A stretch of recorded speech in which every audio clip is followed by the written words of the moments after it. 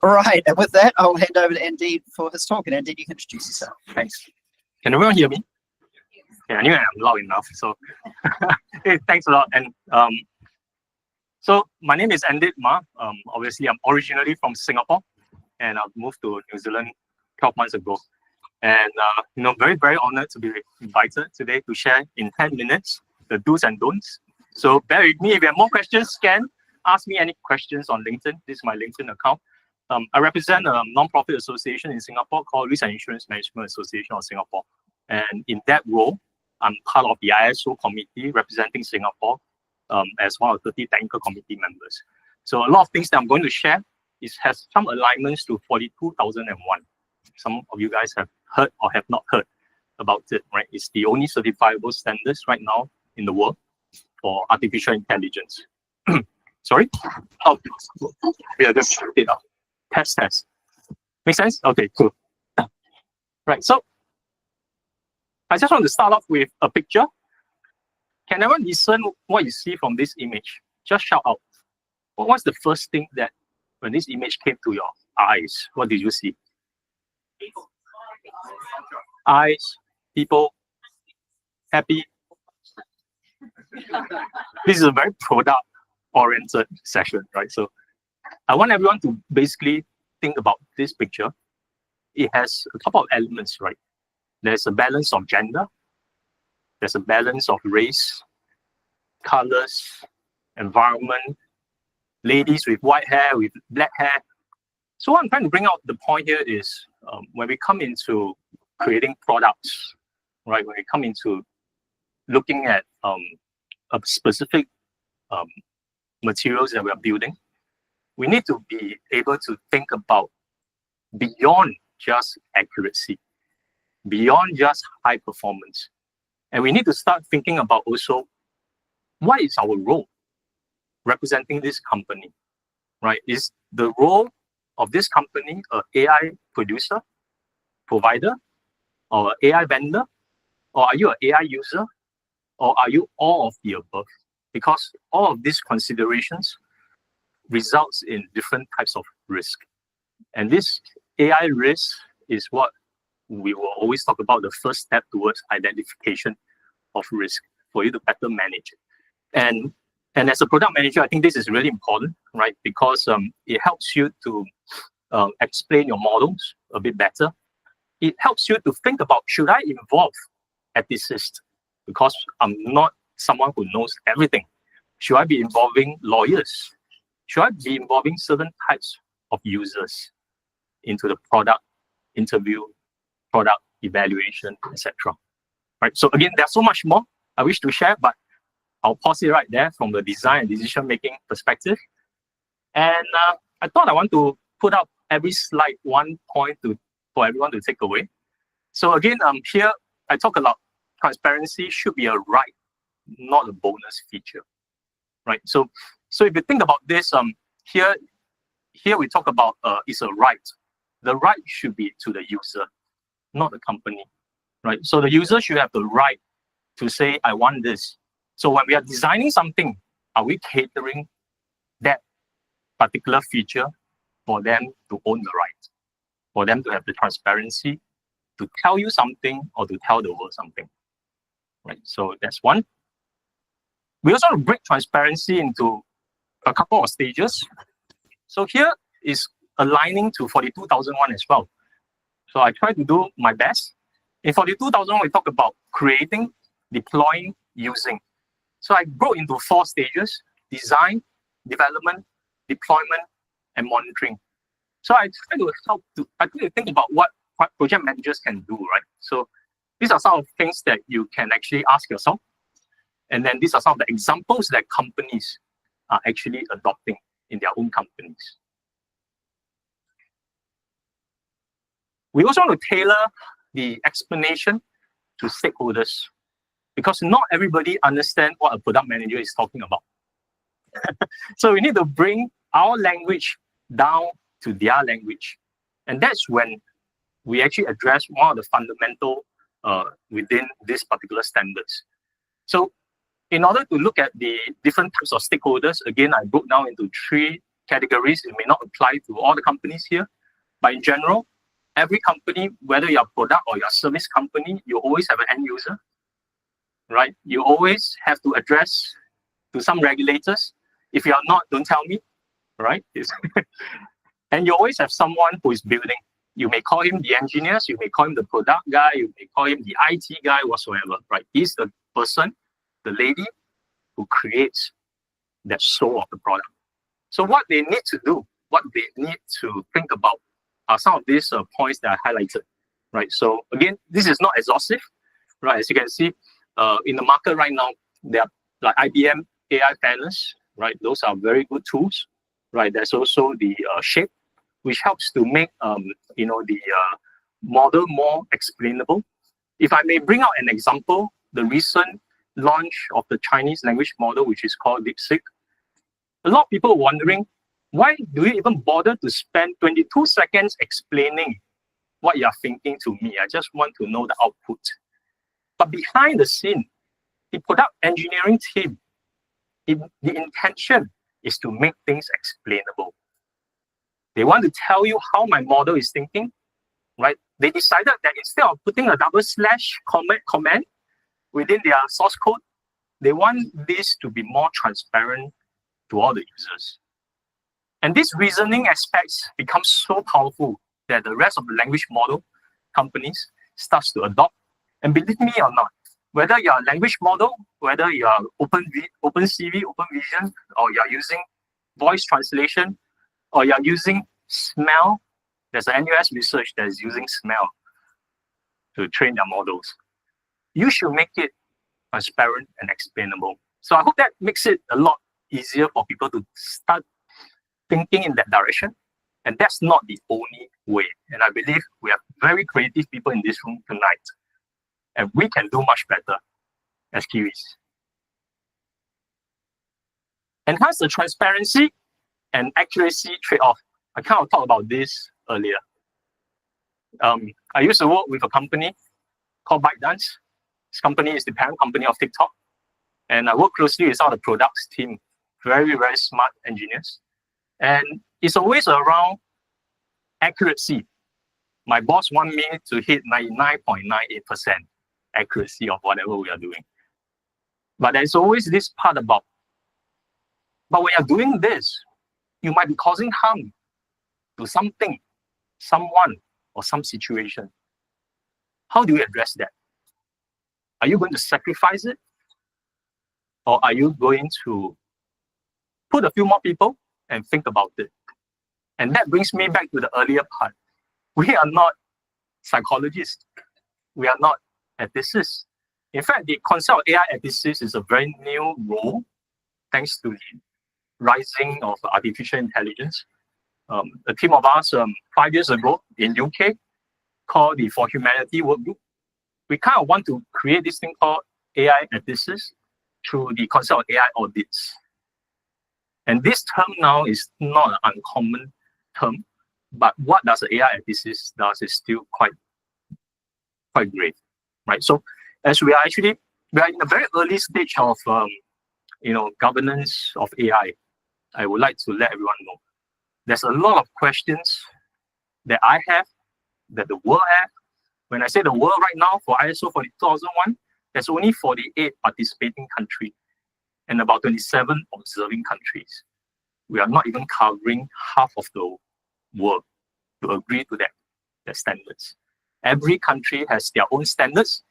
Every country has a different starting point, right? For example, the United Kingdom side is more on privacy, whereas the American side thinks about more on cybersecurity, national security.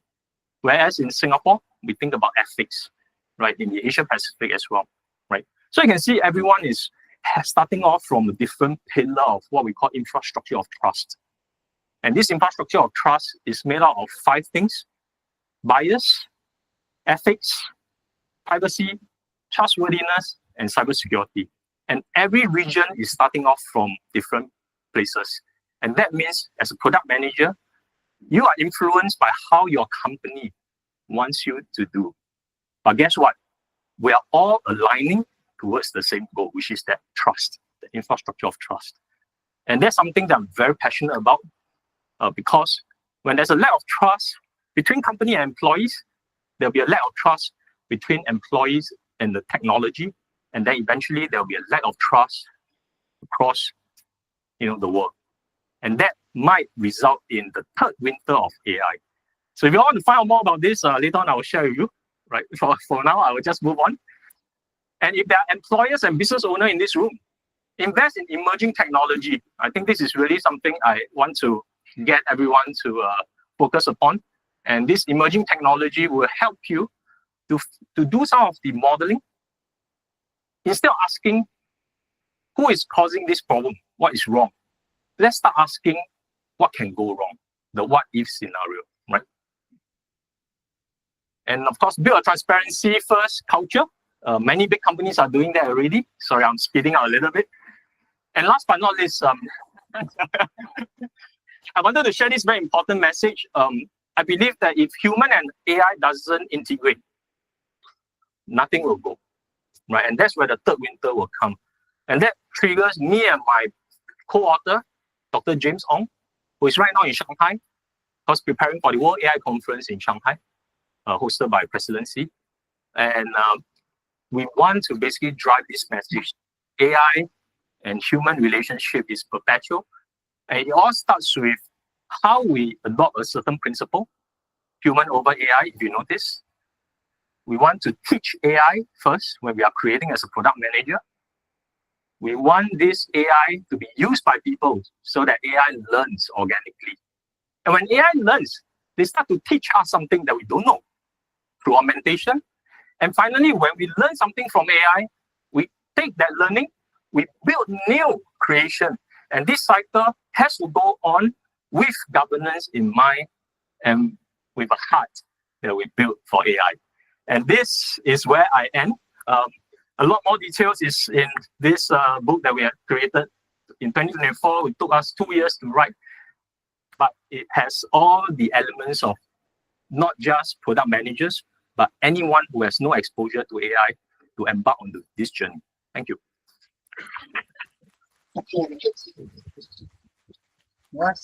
So we have Chardi Taylor, who, as I mentioned, is stepping in for Tanya Johnson. Chardi is one of the product directors here at Auror, and is also our treasurer for Product Aotearoa, long-time involvement with the community.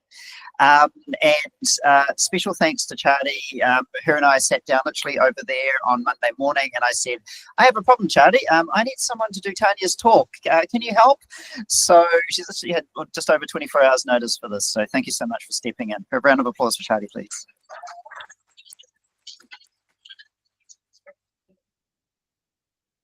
Oh, hello, this is where we see if I can follow simple instructions. Can everyone hear me? Cool. So check, first win, microphone turned on.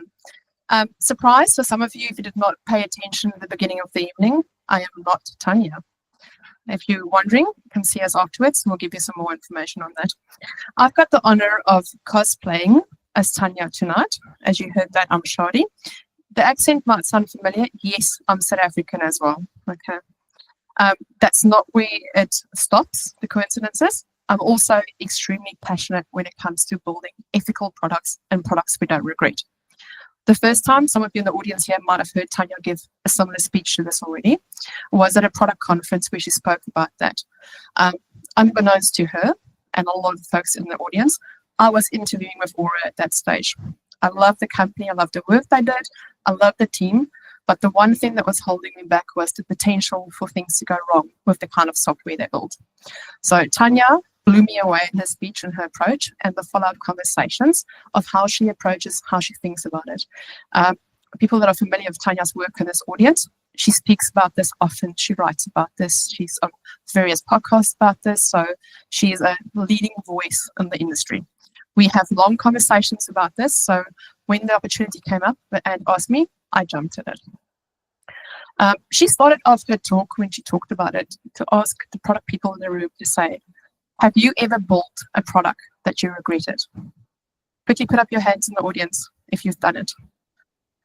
Okay, be honest, your boss is not watching this, okay? Okay, cool, yeah. When she first asked that question, it took me a minute. my first initial reaction was, oh no, hell no. I loved everything I built. And then I went, oh. This was this one instance. It wasn't intentional. What we did is we were working with a company who rewarded people on good health behaviors. So you did your steps, you did your gym, you did your exercises, stretches, all of that. You were rewarded for that. We partnered with Apple. It was the launch of the Apple Watch at that point in time, not giving away age at all. And how it worked was you were rewarded by having a free Apple Watch to use, and we would monitor all of these behaviors and things. And if you had good behaviors and you met all your targets, you didn't pay any money for it. It remained free. As you started doing less of the good behaviors, what we would do is you would start paying a premium for it. So you would pay a $10, a $20, depending on the scale of how inactive or what you did. Great, sounds awesome. Side thing that happened there was, at that point in time, and it later became a very famous lawsuit for them, by the way, Apple's watch was tested and really good on light, pale skins, reading things like heartbeats, oxygen, stuff like that. Not so good on darker skins. Okay, so that came out. So we started impacting people unfairly, charging them for money where they were doing behaviors correctly because the technology was failing us because it had bias built into it. Never our intention, never. But it happened. It became quite a pricey lawsuit for Apple in the end. So that's where my journey started with tech we regret. Like this, I'm sure all of us have got things here. People surprise us, often not in great ways. Unfortunately, we're not the only company that ever had that experience. Some of you might know about this. So if you're in this room tonight and you've tried to do recruiting, you know you get hundreds of CVs. Now imagine you're Amazon. You probably get thousands and thousands of CVs that come through. In an effort to streamline this process for themselves, they try to build an AI algorithm to help them pick out the preferred candidates. So what they did was they trained the algorithm using about 10 years worth of data of candidates that have been successful and made it through the recruitment process and for high performance at the company. Much of these were men. Unfortunately, what they did, they effectively trained this system that men are the preferred candidates. Women's CVs were excluded by default because of that. They scrapped it, not surprisingly. I'm going to leave this one up here for a second. What happened in this case was an Asian MIT student asked an AI generator tool to help her create from her existing photo a professional headshot that she can use on a LinkedIn profile. It promptly made her white. A recent study by researchers have shown that when it comes to AI generation, it really struggles when it comes to gender and racial bias. 97% of all images that were generated when we use the terms such as CEO, director, or leader were of white males. This is not ideal. This is not good. So why is this so hard to get right? Why do we struggle with this? Why are we still hearing stories like that?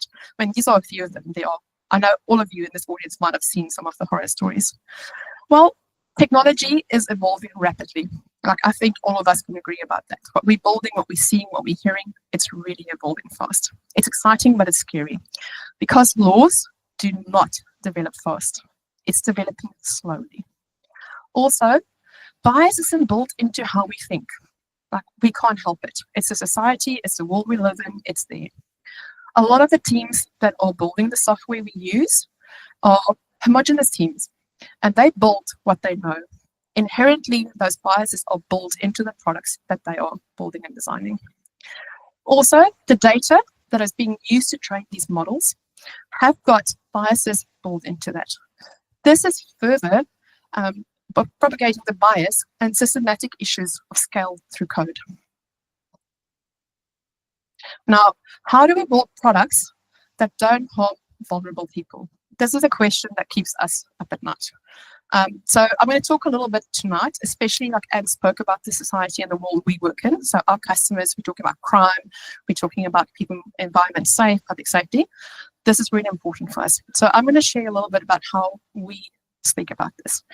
We talked about retail crime, but this is what it looks like for some of our customers. We're a global company, so I'm going to give you some global stats here. 400, so in Australia, there is 424 incidents of violence, of abusive incidents recorded per day in the retail stores. The US Chamber of Commerce reported a loss due to theft in the amount of 150 billion US dollars last year. By the way, 4 years ago, that was the global amount. It's now just in the US. We also have research and proof that it's 4 times more likely that a repeat offender will continue on to have aggressive and violent behavior and cause a safety incident in the future. This is the world, and this is the reality facing our customers on a daily basis.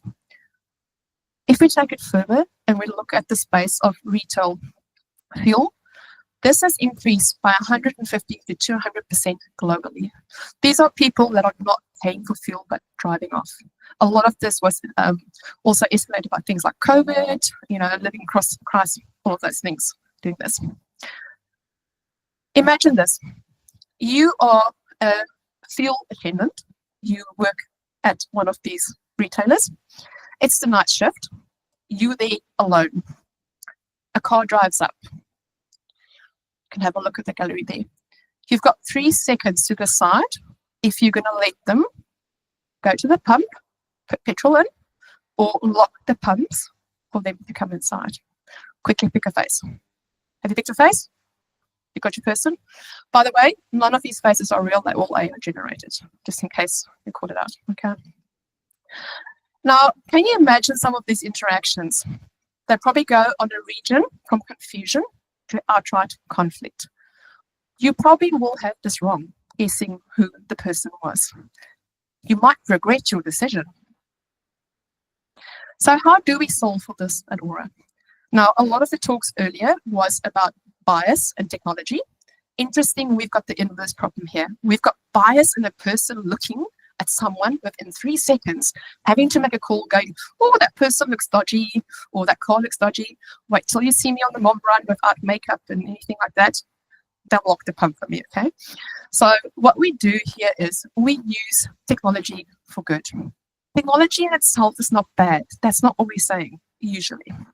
When it's used well, when the technology is built well, trained well, and the right processes are in place, technology can be a good tool. How are we solving for this at Auror? Is we're removing the bias from individual people by using data that is known vehicles that have been involved in drive-offs and flagging that and giving that data to the attendee to make a decision that is not driven by biases. Cool. When we started going more into responsible tech and AI, we know this is a game changer. It's changing the landscape for everyone. How we build products, how we integrate it into our products that we're offering for our customers. We knew it was critical to have responsible practices around AI. We struggled as a company at our scale and size to find really good data and resources available to help guide us through this. So what we did was we came up with our own way of doing that. First thing we did was to come up with a really good set of principles that we would apply. Our first principle was to be fairness and equality. We wanted to make sure that what we're building does not unjustly harm, exclude, disempower, or discriminate against any individuals or groups in our community. We also wanted to make sure that we are applying and applicable to all the laws of all our different geographical areas that we have customers in. Very important. We also wanted to make sure that we are very transparent about how and when we use AI in our product. And we do that by being open about the operations, the outputs, and being very, you mentioned in your talk, Andeed, being able to explain it in a very normal way and being able to audit it at any point in time. We also made sure that it's in service the health and safety of our community, our customers, and the partners they face with. How we play this out in reality is we've got our responsible tech and AI process. The first thing we do is we do a threshold risk assessment. So we look and see, are we using new technology? Are we using old technology in a new way? If we say yes, we move on to something we call our lean canvas workshop. This is not the link canvas everyone's used to. This is our AI responsible tech canvas. We will share the link for everyone on that. We make it available, by the way. We get a really diverse group of stakeholders into this session. It's highly collaborative, and they will complete this canvas. On the base of this canvas, our product team does an impact assessment. The product manager will lead this, and depending on the significance of risk that is highlighted in there, we might go for further privacy assessments, often with boards that are external. Particular groups of people will come into that. A lot of legal and privacy will come into that. And finally, this goes to our board, which is our responsible tech and AI board for review, when we make a go or no-go decision. So what have we learned by doing this? First and foremost, diverse perspectives drive innovation. Whether it's in life experiences, whether it's in the kind of work they do, race, gender, age, this is what you need to make sure that you build fair and unbiased products, have diversity in your teams. Ethical considerations are not negotiable. We keep an eye what's happening on societal, economical, and cultural impacts as AI progresses. It's shaping fast, it's moving fast. We keep revisiting it and keeping an eye on this. Finally, my clicker stopped working. The clicker stopped working. The final one we learned is that it's not a once-off exercise. We do that impact assessment. However, we do that again. We don't just do it in the beginning as a checkbox exercise. We keep revisiting it as people use our products, as we see how they use our products, and as the market and AI technology shifts, we keep on revisiting our assessments. Cool. I don't know what happened to the presentation. As it died. The presentation's died. So what you would have seen here now, pretend you're seeing it, is a slide with a QR link on it where you can go download our framework. So we make it available to everyone. You can utilize that. Don't worry, pretend you've seen it, pretend you've downloaded it. You will see it in the link sent out afterwards in the deck. And just wanted to say thank you, and thank you for listening to that.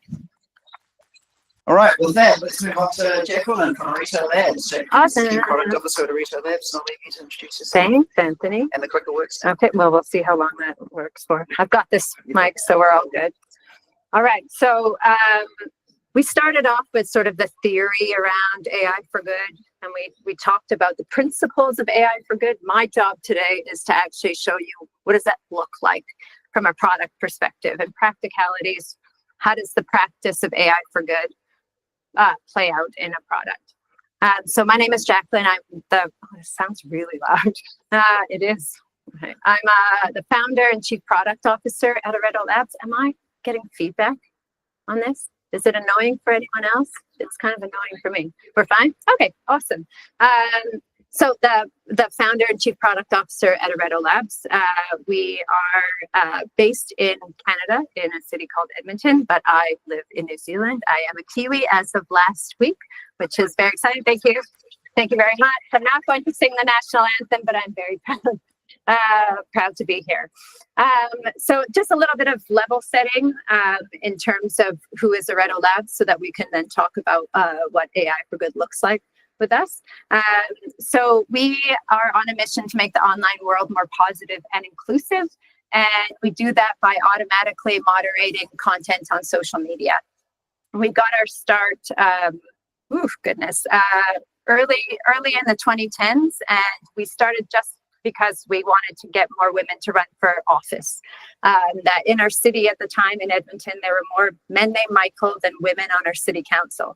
And that was clearly unacceptable. Obviously, we're not going to have representative bylaws in that case. And so we wanted to change that. And we were meeting with women every morning before work to say, hey, you should run. Hey, you should run. Hey, you should run. And we were getting, the same barriers for about 5 years. We were hearing, don't know how to run a campaign, and I'm not sure how to fundraise. And so we were able to put together some workshops around that. And then by 2017, the conversation shifted significantly, and it was like hitting a brick wall. And those conversations changed to, I don't want to run because I don't want to put my family and myself in the line of fire on social media, which was quite quite disappointing for a couple of reasons. One reason was we spent 5 years kind of creating these workshops on weekends to get beyond the barriers that we were first told. The other disappointing things is, oh wow, this is a problem that is sort of new, and we have no idea how to solve it. So we, as I said, we're headquartered in Edmonton, which happens to be one of the world's top 5 AI cities in the world. And in fact, the founder of reinforcement learning is a professor at the University of Alberta, and he started the Alberta Machine Learning Institute, which is an organization that we were able to leverage way back in the day in about 2018. And we developed a product. It was a Twitter bot that used very early natural language processing model to be able to detect online abuse on Twitter. Fast forward to today, and we work with over 45 sports and entertainment companies, and we help them automatically moderate spam, scams, illegal content, pirated content, abuse and hate speech from their social media. All right, so that's what we do. What does that actually mean? Oh, I was supposed to go to this slide. I was chit-chatting. There we go. Moving on. So we have sort of 3 principles that we think about and use when we're building our AI. The very first one is do no harm, no harm done. Anyone remember when Google was all about that back in the good old days?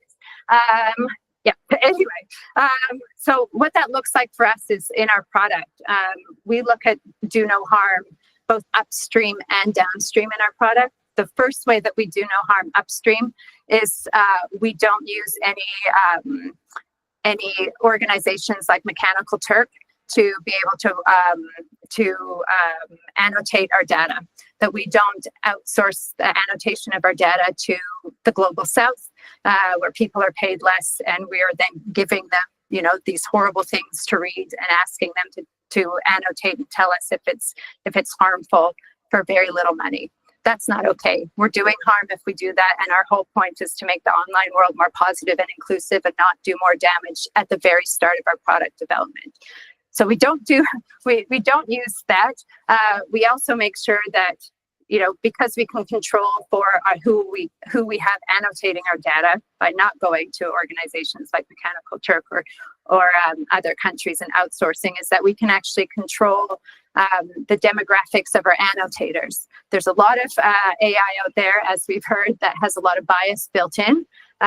We need to make sure that we don't have bias, or that our models are representative of the communities that we're trying to protect from the abuse online. And so we need to make sure that our annotators are from a broad demographic, so broad gender, background, religion, et cetera, and we can control for that, and then ensure that our AI systems are actually unbiased, or as unbiased as we possibly can. In terms of downstream on our product, do no harm. So how our product works is as soon as a comment hits the servers of the social media platforms, we grab it, we analyze it.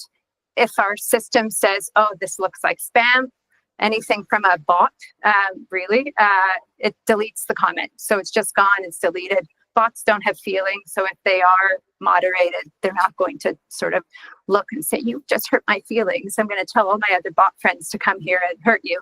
That doesn't happen. So it's safe to do that. What we do with abuse or hate speech is we hide that content. And we hide that content because if you hide it, it's hidden for everyone except for the person that posted that content. So if they post, there's plenty of things that I could say now, and I'll show you in a second.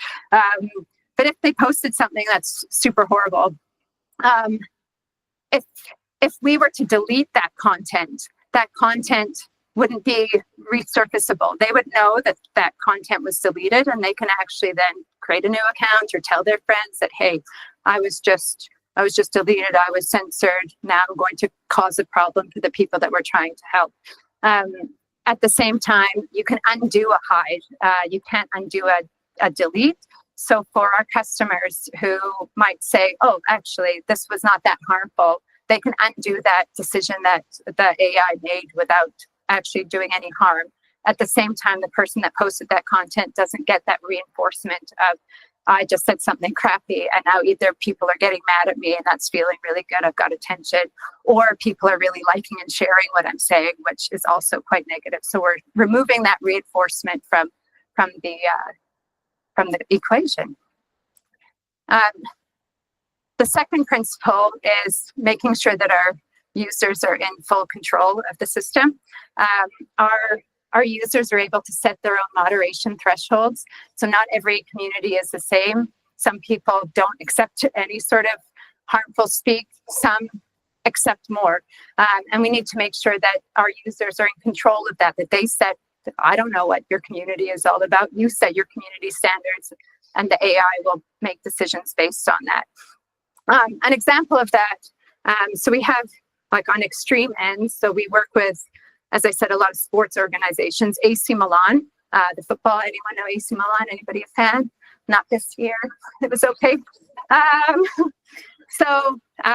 that not playing?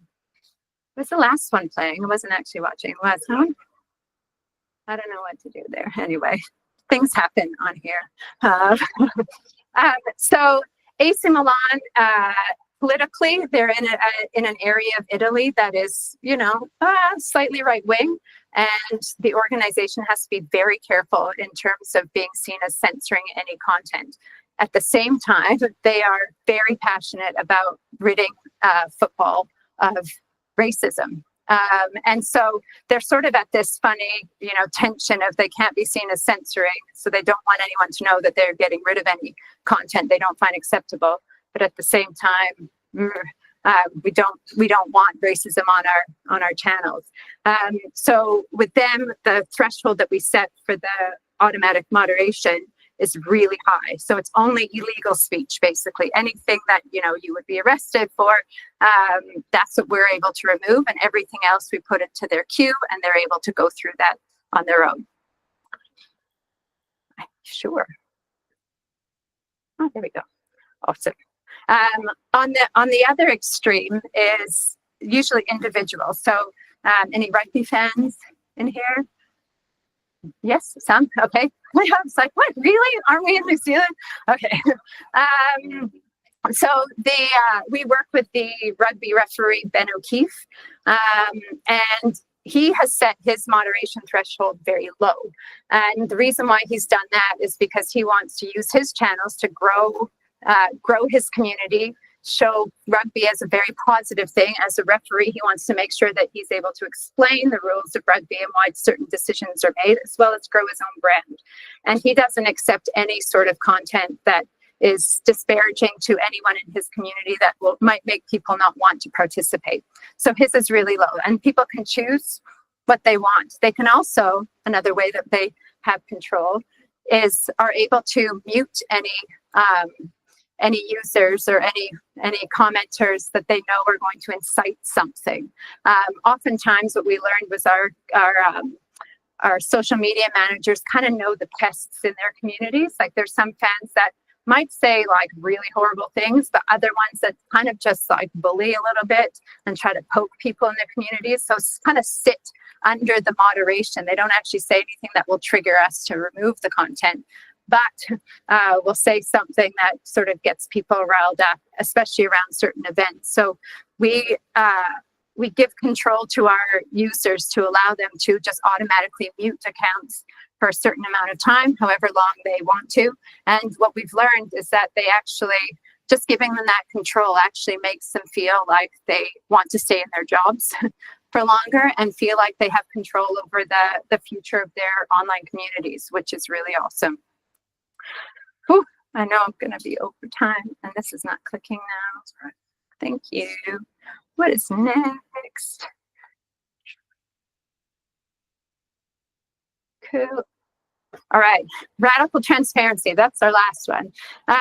So we show our customers everything we flag, all of the platform actions, and every reason why we've actually moderated the content. And what that looks like practically is, a lot of the brands that we work with, a lot of the organizations we work with have global fan bases. And that means that a lot of the content, I don't know if you guys knew this, but not all online abuse is in English. And so a lot of our customers have absolutely no idea that there's some horrible things going on their channels. And oh yeah, and this is actually like real data. I should have said something at the beginning. Apologies for some of the stuff that you're reading on there, but that is what it is. So some of our communities have no idea they can moderate in English, and they're able to go in and do that, but they're not actually able to moderate in another language because it's not the language that they speak. One of the things that we learned earlier this year, a couple of our customers learned earlier this year, cricket fans. There's a lot of sports stuff. Any cricket fans? Yay. Yay, cricket. Okay, so in Australia in December and January, India and Australia played 5 test matches. There's lots of controversy, lots of mini stories going on. We were working with Fox Sport and Cricket Australia during those test matches. And unbeknownst to them, they knew that things are not very good in English on their channels, which is why they needed someone like us. They just can't keep up with the abuse. What they didn't know was that in Hindi, it's terrible. Their community, their Australian cricket community, is extremely toxic. And so for an organization like Cricket Australia, who's trying to sort of build from the grassroots up, they had absolutely no idea that the community online for the Hindi community, the Indian community in Australia, was very, very horrible. And if you're a parent wanting to put your kids in cricket, and you know that this is the community that they might be growing up in, you might think twice about actually having your kids participate in that sport. So that was, the transparency around being able to understand what is actually going on in other languages in your communities is very important. Whew. It's really hard to explain a product that's quite complex in very few minutes. Anyway, that's it. I can tell you that being pedantic is 100% worth it. We take a lot of deliberate steps in our product to make sure that it is fair and that we are doing no harm, that we're being extremely transparent, and that we are making the online world more positive and inclusive. And we know that it's worth it because anytime we go up against our competition, and there are like 4 or 5 companies in the world that do what we do, so we often see each other in different head-to-heads. We always come out on top. Every time we get to compete with our competitors, we always win. And the feedback that we get is that we are way more accurate, that we are way more trustworthy, and that we're actually really nice to use, that we're easy to use, and people understand the decisions that we make. So what I can tell you is that it's not just like worth it because it's really nice to do nice in the world. We're a business as well. And it's worth it because the time that we put in upstream on our product actually pays off dividends at the end, where we are not having to spend a lot of money on sales and in marketing to try to convince people that even though it's not as good as this other one, that we're still worth the bet. So it's definitely worth it. It is a bit of work, but it's not that hard work if you kind of set your values as a product and a business. It is what you do. And that's it. 10 minutes. I don't think, did I do it longer than 10 minutes? I was under 10. Okay. Awesome. Okay. That's it. So Debbie here is from the Analytics and Optimization Meetup. Thank you so much for your collaboration on this event tonight. She's going to have questions. Awesome. We've got a bunch of questions and lovely speakers. Someone's highlighted some questions for everybody. I'm going to start with a question for everyone.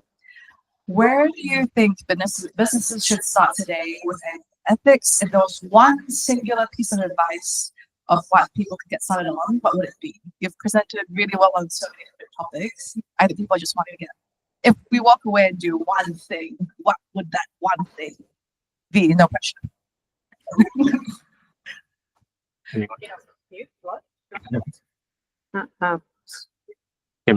Maybe I just go ahead. Quick one. So I teach in a social science university in Singapore, and I always tell my students, define what is moral in your organization as an individual, because your right is not my right, your wrong is not my wrong. The definition of right and wrong is a fundamental towards this word ethics. Yeah, so just one. Very similar vein. I'd say define your non-negotiables and start with those principles, like we said there. You don't have to reinvent all of it. There's already work out there. We looked at some of the work that was done in Canada and the UK in larger organizations. So yes, there was a lot we started looking at, but it's evolving quite fast. So you can look at a lot of that and you can learn from it, but define your non-negotiables and start with those principles. Awesome. Those are really good answers. I would say zoom out. Always zoom out. I think, you sort of get stuck on like, what am I doing today? Or what is my organization very specifically doing? Just zoom out and have a look around and think about the impact that whatever you're doing has on society writ large.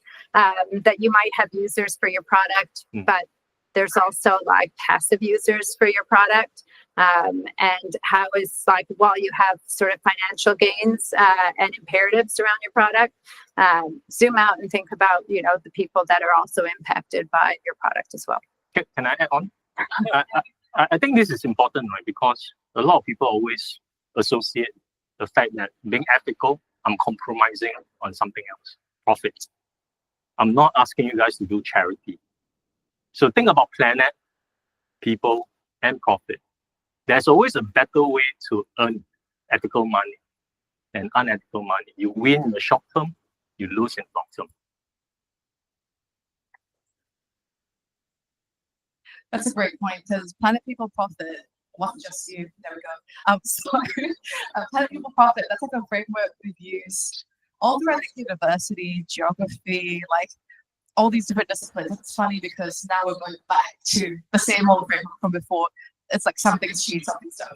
And one of our other interesting questions was around, for Jacqueline, what do you use in terms of like any sort of frameworks in particular? Do you use anything similar to like Canvas? I guess the question's really around how do you kind of score yourself in terms of AI responsibility, because it's something you excel in. Oh, that's a great question. And we are a very small team. And it would be really weird if we started having like major frameworks for like 3 people. So we don't, but we do have a lot of advisors that we work with to make sure that, when we make major decisions around our AI, if we're doing any fine tuning around any sort of specific behavior that we're trying to tune to, that we make sure that we are talking to experts to make sure that, this is the way we're thinking about it. Is there any other way that we're thinking about it? But the beauty of having a very small team is you can just like jump in and do, and then, okay, was that all right? And our users are really awesome. We have really, really good relationships with all of our users, that if we create something that doesn't work, they will absolutely tell us, which is cool. Nice. Also got a question in general. How do you balance the benefits of being a first mover, gaining market share, versus going slow and getting it right?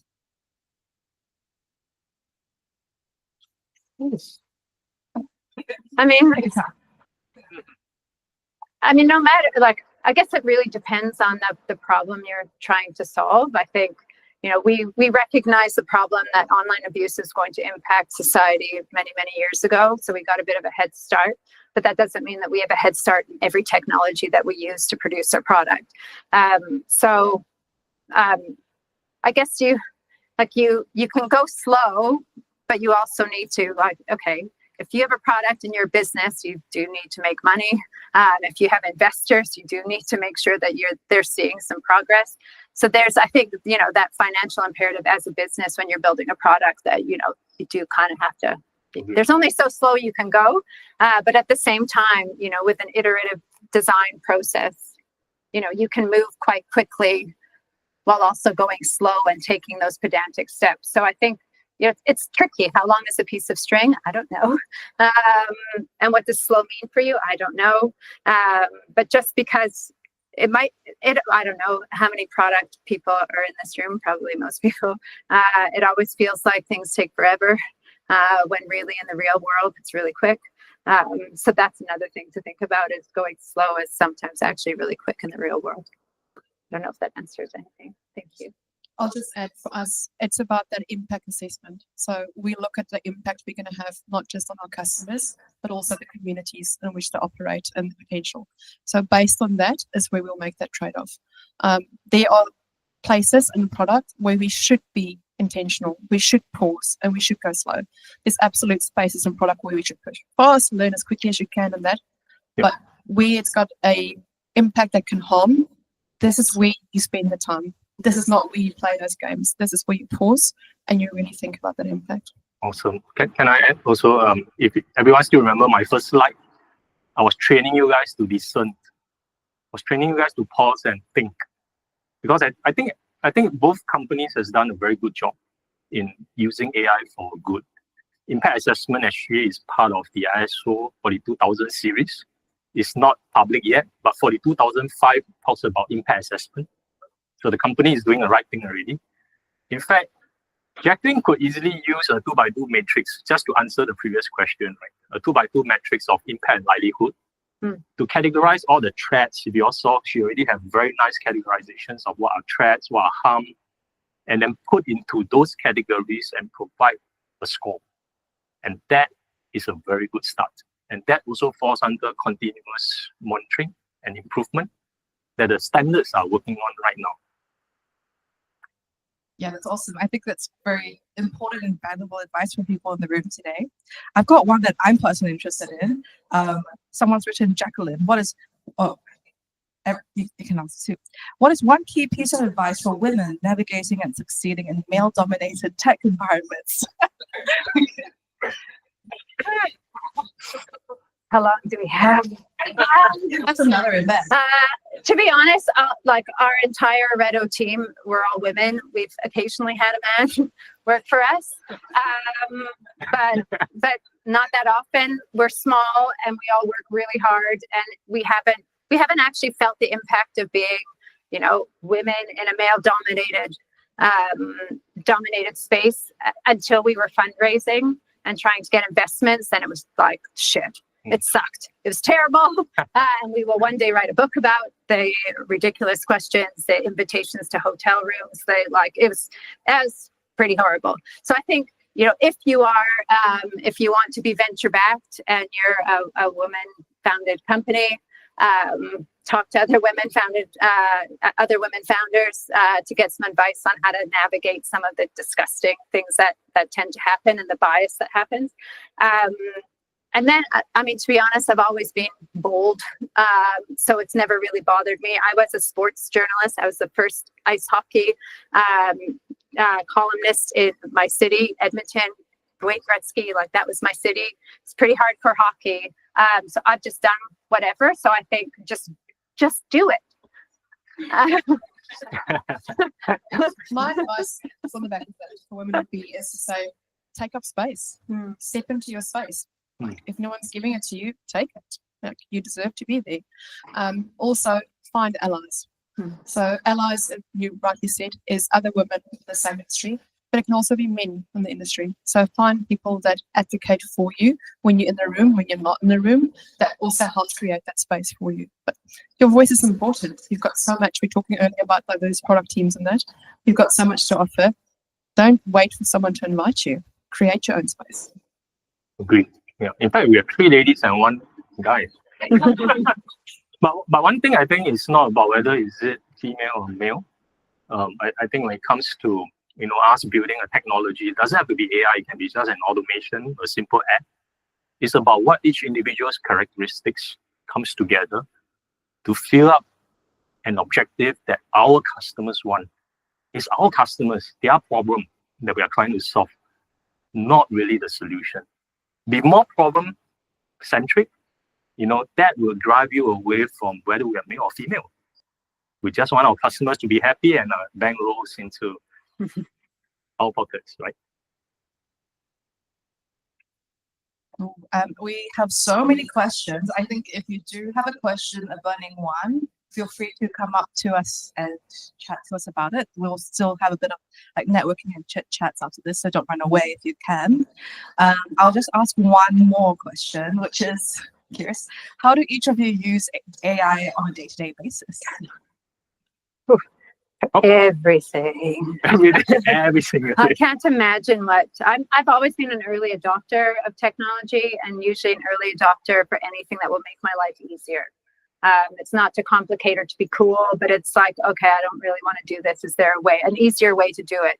And so in my daily job, I use AI for everything. Just helping me. Can you summarize? Today I was having to give, like the UK is doing an assessment on, or trying to build the infrastructure under their Online Safety Act. So the law to help women and girls be protected against online abuse, and trying to push that onus onto the tech companies. I was asked to look at the bill and give feedback. The first document was 60 pages. I don't want to read it. It's very boring reading too. It's, all technical government, law.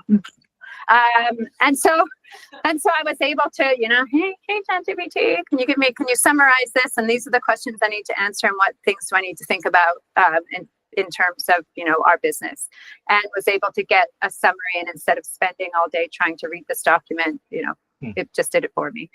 So I use constantly, and it enables me to move faster. I think everyone, it's like I'm telling everyone here, like, how do you use ChatGPT? Yeah, so I use just that all the time. Very similar. I use it for communications, for writing it, to make sure it's clear, that it can be understood, get it down more concise. We use it for minutes for meetings, for instance, taking that actions, 40 minutes, like all of that. We use it we built our own bot. So we built our own Auror bot, which we trained up with our tone of voice when it comes to our product team running comms. That's more user-based, as a small for our CS teams and stuff like that. We wrote a bot that we use that helps us to really cut down on the cycle of that for those comms. We use it in so many ways. I use it in my studies. When I study, I've also created my own bot. I make sure that I hate referencing. People who do academic studies, referencing is my kryptonite. So I use that to make sure that I don't go insane. So I use it in my personal life for all of those things. I know our development teams use it in various ways as well to make sure productivity is there. So it's all about productivity and making sure we're using it in the right places. Beautiful. Yeah. I guess similar to the ladies, from development perspective, I use Cursor, Replit, and all. But for the normal use, everyone use language model. But I would like to share about someone different. Someone who hates AI, who say that AI will destroy the world, and that is my daughter. So at home, I'm constantly debating with someone who challenge what I always talk about. I love everyone, to come forward, to challenge some of the things that we talk about, because that's where we grow. And recently, she'd actually try out DeepSeek, interestingly, because I told her, I use DeepSeek to teach her mathematics. For those who know, DeepSeek is pretty good in math and science. I don't use OpenAI. And I instructed DeepSeek to be a tutor, to provide me with answers so that I can guide my student. She saw how I did it. She used DeepSeek, and the first thing she wrote, you are my tutor. Please do not provide me answers. Please guide me step by steps on how to answer this question. So what this whole illustration that I'm giving, which is a real illustration, is that how you use AI is really important. We want to use AI for good, but I need everyone to accept the fact that among us, or not in this room, somewhere else, AI is being used for bad. And the only way to prevent that is when we have more good against the bad. And this is a perpetual cycle, just like cybersecurity. It's nothing new. We are doing a cat and rat race, right? AI amplifies that scenario. So continuously be the guardian, being the creator of AI products and products. I think we have a due diligence to ensure that we don't destroy the planet, the people, and the future. We play a part. It's not a 4% thing. It's everybody. Yeah, that's a great way to put it. And this is it's giving lecturer. If you were my lecturer, I probably would pay more attention in class. So I would like to thank all the speakers. It's been awesome to look at all these questions. We still have even more questions. I'm sure we'll come up with this. Yeah. So yeah, it's awesome. Thank you so much.